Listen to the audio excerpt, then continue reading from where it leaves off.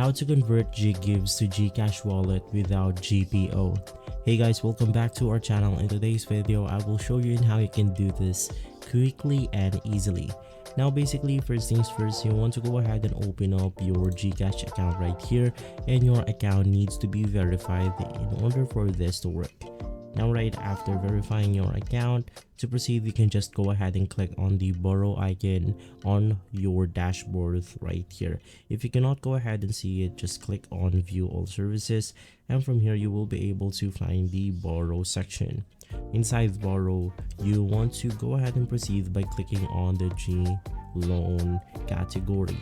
Inside G loan, all you have to do is to click on get started. Select the amount that you want to go ahead and transfer to your wallet, and from here you want to go ahead and enter the purpose. Click on get this loan, and eventually you will go ahead and convert this into your wallet on Gcash.